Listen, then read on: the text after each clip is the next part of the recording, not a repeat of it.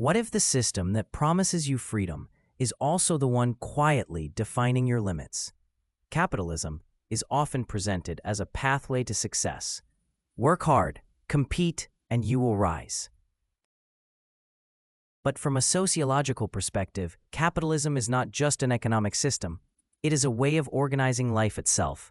It shapes what we value, how we measure success, and even how we understand ourselves.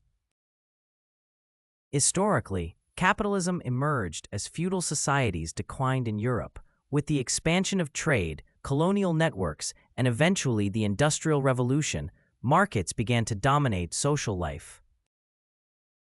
Karl Marx argued that capitalism is built on exploitation, where the working class produces value but does not fully benefit from it.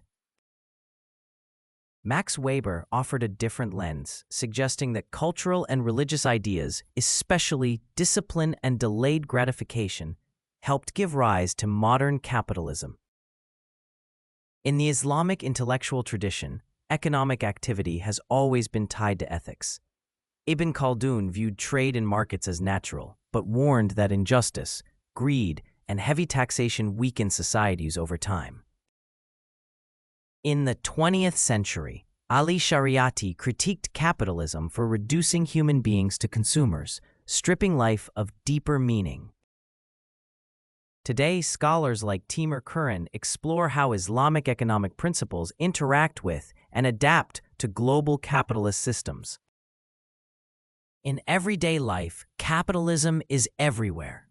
In education, students are often guided toward valuable careers based on income potential. In the workplace, productivity and efficiency become measures of human worth.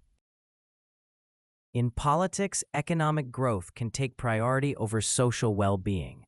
Even our personal ambitions, what we desire, what we strive for, are shaped by a culture that equates success with wealth and status.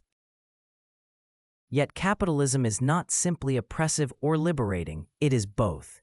It drives innovation, creates opportunities, and raises living standards for many. At the same time, it produces inequality, competition, and constant pressure to perform. So the deeper question is not whether capitalism is good or bad, but whether we are aware of how deeply it shapes us. Because once you begin to see the system, you begin to question it. If this perspective made you think differently, subscribe and join the channel, where we explore the hidden structures shaping our world.